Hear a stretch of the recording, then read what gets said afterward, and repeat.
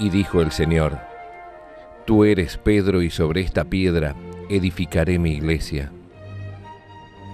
El Santo Padre, Benedicto XVI, en su aprobación y promulgación del compendio del Catecismo escribió: Agradezco infinitamente a Dios nuestro Señor el haber dado este catecismo por mi venerado y amado predecesor, el Papa Juan Pablo II. Estos, la Iglesia, el Papa y el Catecismo, son los fundamentos de esta catequesis de primera comunión. En nombre del Padre, y del Hijo, y del Espíritu Santo. Amén. Ave María Purísima, sin pecado concebida. Bienvenidos, queridos amigos, a nuestro programa 22, a nuestro curso para padres y catequistas de primera comunión. El programa pasado, quienes nos siguen recordarán que comenzamos con la historia sagrada, con la parte del Nuevo Testamento. Y hoy, obviamente, continuamos y vamos a hablar del nacimiento de Jesús en Belén. Y dice así la historia. César Augusto gobernaba el Imperio Romano y ordenó que todos sus habitantes fueran a empadronarse en la ciudad de donde provenían sus familias. María y José descendían del rey David y les correspondía empadronarse en Belén, la ciudad de su estirpe. Allá fueron los dos a cumplir con la ley, aunque el hijo que esperaba María Santísima podía nacer en cualquier momento. San José iría a pie y María en un burro, peludo y de poca alzada, con tranco parejo.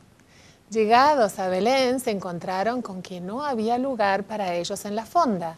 Como tenían allí parentela, salieron a buscar alojamiento en lo de los tíos, primos y sobrinos.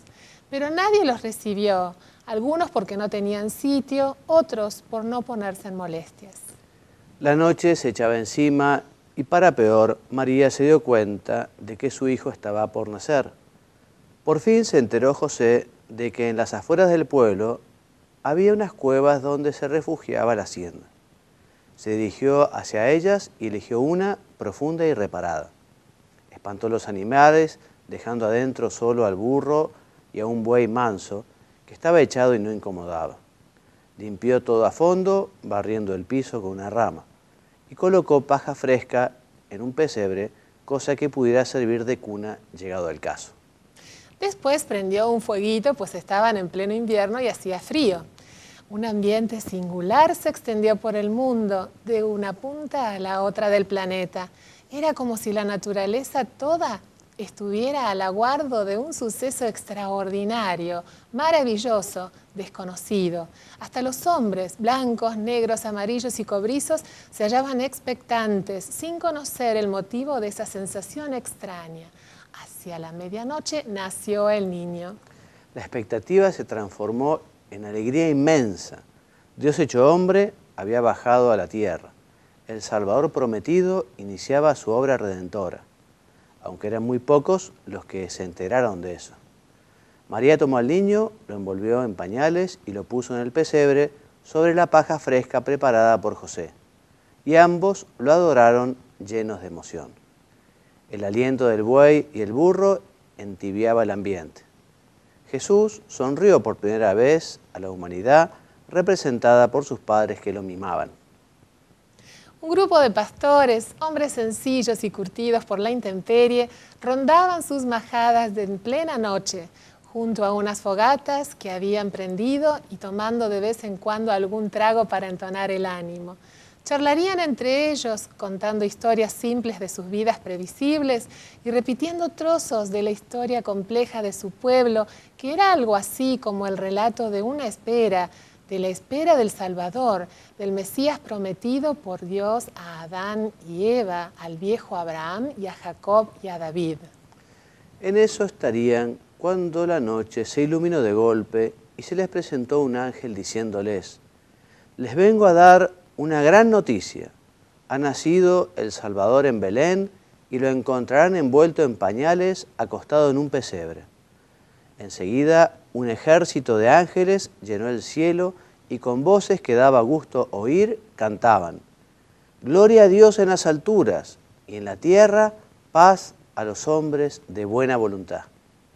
Los pastores marcharon a Belén, hallaron la cueva y en ella a Jesús chiquito, a María, su madre, y a San José. Adoraron al niño y le dieron los pocos regalos que podían ofrecerle. Algún jarro con leche de cabra, tal vez un panal de miel, acaso un vellón de lana muy blanca y sus corazones de hombres rectos, llenos de buena voluntad. Y el objetivo es destacar que Jesús, habiendo podido nacer en un palacio magnífico, prefirió llegar al mundo en la más extrema pobreza, enseñándonos así a vivir desapegados de los bienes terrenos. Señalar también que, según dijeron los ángeles en su canto, Dios lo que nos pide es buena voluntad, pues Él dispondrá lo necesario para que podamos ser santos. Y un breve comentario a este objetivo. En efecto, el Señor vino al mundo sin nada, también dejó este mundo sin nada, ni siquiera era suyo el lugar donde lo enterraron. En su vida predicó y nos habló de la importancia que tiene la pobreza, diciendo que eran bienaventurados los pobres de espíritu, porque ellos verán a Dios. Y también dijo que difícil es que un rico entre en el reino de los cielos. Es más fácil que un camello pase por el ojo de una aguja que un rico entre en el reino de los cielos. Cuando Jesús habla de pobreza de espíritu, porque no se trata tanto de tener o no tener, sino el valor que les damos a las cosas. Uno puede ser un miserable y no tener nada y sin embargo ser rico de espíritu porque está apegado, porque es envidioso, porque lo poco que tiene no lo presta a nadie. Uno puede disponer de muchísimos bienes y con esos bienes hacer muchas cosas buenas y además vivir el desprendimiento y vivir también una pobreza que se manifiesta, no sé, en el cuidado de las cosas, en no tampoco usar nada que sea de lujo, ¿no? Así que vamos a pedirle que nos dé esta virtud y vamos a ver cómo la vivimos. Alguna vez escuché así, medio en chiste, medio en serio, que si uno la pobreza no le cuesta nada, es porque seguramente no la vive nada, tampoco. Y vamos a hablar de algunas verdades del catecismo, verdades que están alineadas con el tema de la Sagrada Escritura. Estamos viendo ahora la cristología, estamos viendo lo que nos enseña el compendio sobre Jesús. Primero decimos ahora que Jesús, el nombre de Jesús, que fue dado por el ángel en el momento de la Anunciación, significa Dios salva. Jesús efectivamente es el Salvador, es el Emmanuel, el esperado, el deseado. Este nombre Jesús expresa su identidad y la misión, el para qué y el por qué vino Jesús al mundo. Pedro, recordarán, afirma que bajo el cielo no se nos ha dado otro nombre que pueda salvarnos. Por eso, al repetir el santo nombre de Jesús, también Dios nos quiere dar gracias especiales, repitiendo su nombre. Habrán oído que se habla de Jesús como el Cristo. Cristo en griego significa Mesías y en hebreo significa ungido, porque los profetas y quienes eran elegidos peculiarmente por Dios muchas veces eran ungidos, ¿no? con el aceite para esa nueva misión que Dios les tenía preparado. Jesús es el Cristo porque ha sido consagrado por Dios, ungido por el Espíritu Santo para la misión redentora. Es el Mesías esperado por Israel y enviado por el Padre al mundo. También lo llamamos a Jesús como el siervo sufriente. ¿Se acuerdan que está en el libro de Isaías, ¿no? Aquel siervo sufriente que da su vida en rescate por muchos. De Cristo nos viene el nombre de cristianos, todos los que seguimos y creemos que Cristo es Dios, somos cristianos, ¿no?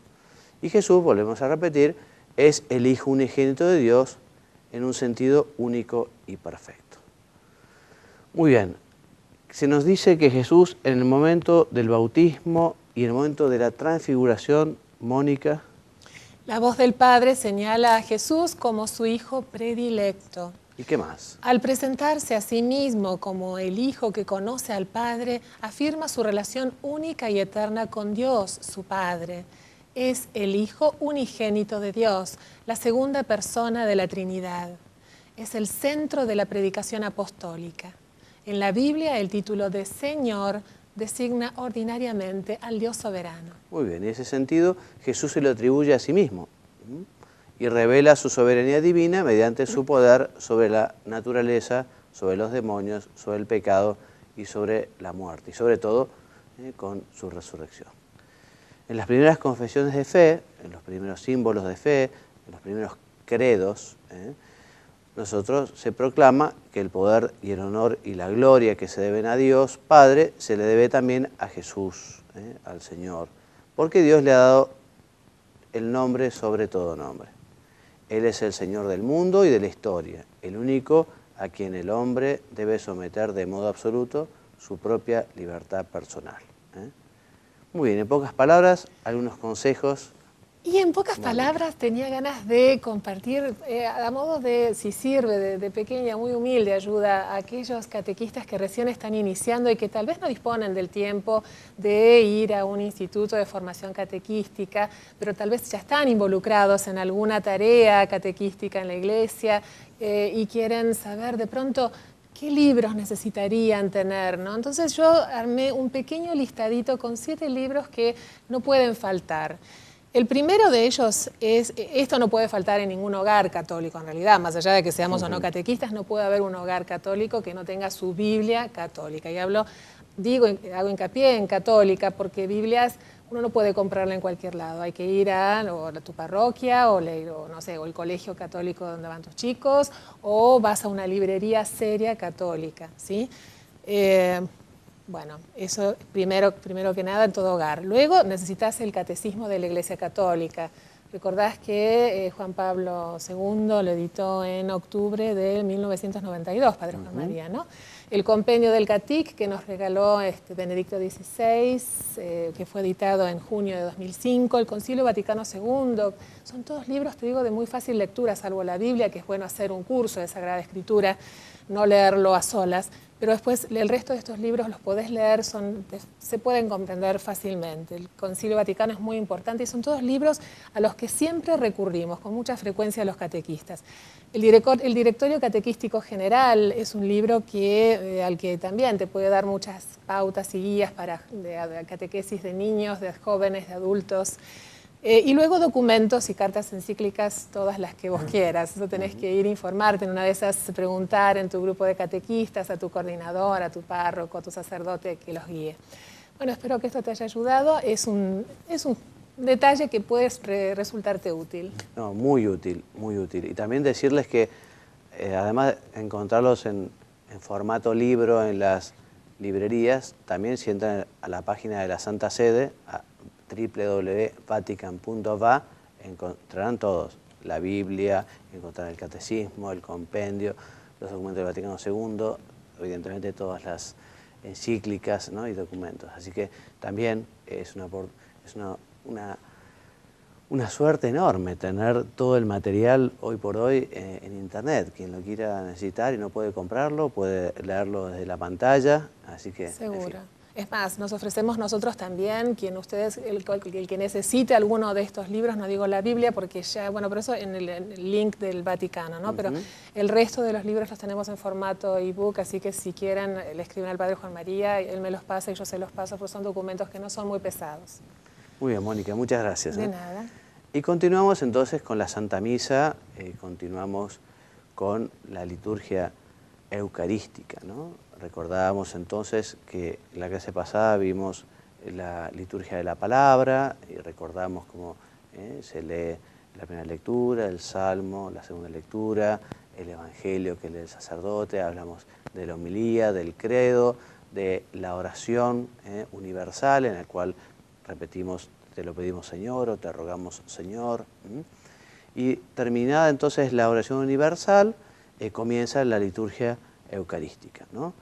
Entonces las personas se sientan, en muchos sitios hay una procesión que es muy conveniente que se realice siempre, aunque no es estrictamente obligatoria, pero niños o padres, catequistas, en fin, traen las ofrendas de pan y vino y a veces también algunas otras ofrendas en representación, digamos, del esfuerzo y en representación de la donación que uno quiere hacer a Dios, ¿no?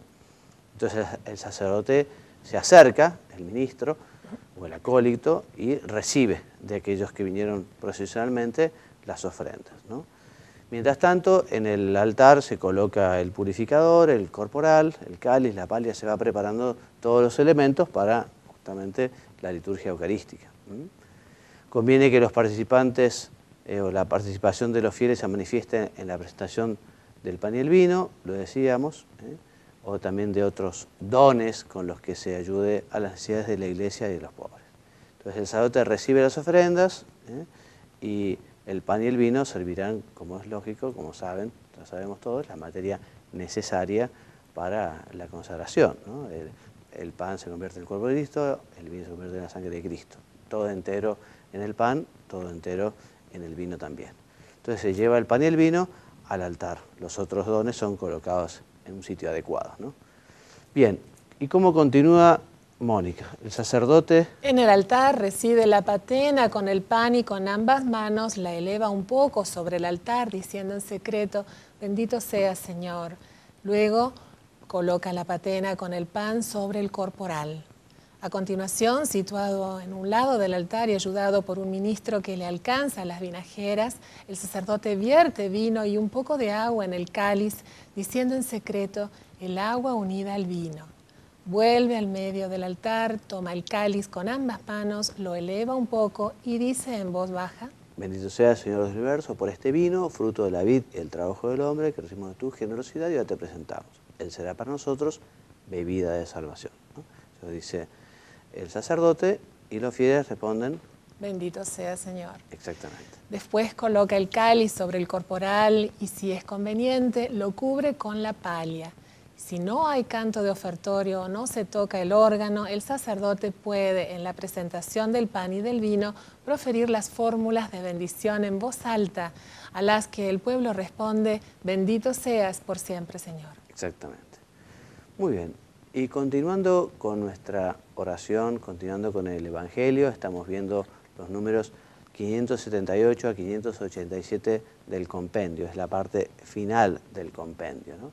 En el programa pasado decíamos que esta oración la aprendimos de labios del Señor, que es la oración por excelencia, que es un resumen extraordinario del Evangelio, que es el mismo Dios el que nos enseña a rezar, que conviene rezarlo siempre y en todo lugar, que se nos da en el bautismo, que en la Eucaristía también rezamos el Padre Nuestro, y además al hablar del pan nuestro de cada día, danosle hoy, nos recuerda especialmente, ya lo veremos, el pan eucarístico, ¿no? O sea que el Padre Nuestro lo encontramos en toda la liturgia, porque es la oración del Señor, la oración del Señor.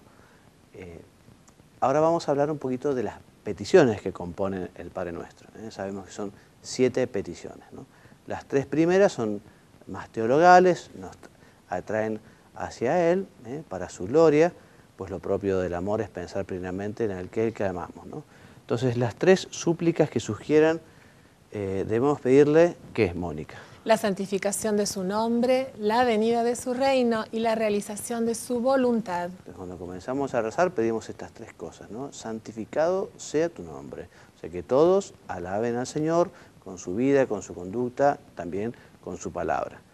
Santificado sea tu nombre. Venga a nosotros tu reino, en el sentido de que nosotros aspiramos a llegar al reino de Dios cuando Dios nos llame, pero también queremos que el reino de Dios ya esté aquí en la tierra, en el sentido de que los hombres se porten como buenos hijos de Dios, ¿no? Y hágase tu voluntad, ya los vamos a comentar, estas peticiones, pero a veces hacer la voluntad de Dios no es fácil, ¿no? Hágase tu voluntad, pero hay que tener siempre el deseo de hacer siempre la voluntad de Dios, porque es lo mejor que podemos hacer y porque Dios lo que quiere con su voluntad es nuestra felicidad. Y no solo la felicidad en el cielo, sino que la felicidad también aquí en la tierra, por caminos que a veces desconocemos, por caminos que a veces se nos presentan como muy difíciles, pero la docilidad, la voluntad de Dios es el mejor consejo para una vida feliz. Bien, y las 4 últimas peticiones presentan al Padre de misericordia nuestras miserias y nuestras esperanzas. Y allí le pedimos que nos alimente, que nos perdone, que nos defienda ante la tentación y nos libre del maligno. Exactamente, muy bien. Entonces vamos a volver un poquito a las peticiones. Santificado sea tu nombre. Entonces esto es, ante todo, una alabanza que reconoce a Dios como santo. El nombre del Señor es santo, así se lo reveló Dios a Moisés. Y santificar el nombre de Dios es desear la consagración bautismal, que la consagración bautismal vivifique toda nuestra vida, realmente vivir como buenos hijos de Dios. Y asimismo, lo decíamos también, es pedir que con nuestra vida y nuestra oración el nombre de Dios sea conocido y bendecido por todos los hombres. La Iglesia invoca la venida final del reino de Dios mediante el retorno de Cristo. Sabemos que Jesús vendrá en su segunda venida gloriosa a juzgar a vivos y muertos, y ya habrá este cielo nuevo y esta tierra nueva. Pero mientras Jesús no venga por segunda vez, la Iglesia ora también para que el reino de Dios crezca aquí ya desde ahora, gracias a la santificación de los hombres en el Espíritu y al compromiso de estos al servicio de la justicia y de la paz. Bien, esta petición es el grito del Espíritu y de la esposa. Ven, Señor Jesús, ¿no? Ven, Señor Jesús. Mónica, la voluntad del Padre es que todos los hombres se salven. Para esto ha venido Jesús, para cumplir perfectamente la voluntad salvífica del Padre. Nosotros pedimos a Dios Padre que una nuestra voluntad a la de su Hijo, a ejemplo de María Santísima y de los santos. Le pedimos que su benevolente designio se realice plenamente sobre la tierra, como se ha realizado en el cielo. Así es, muy bien.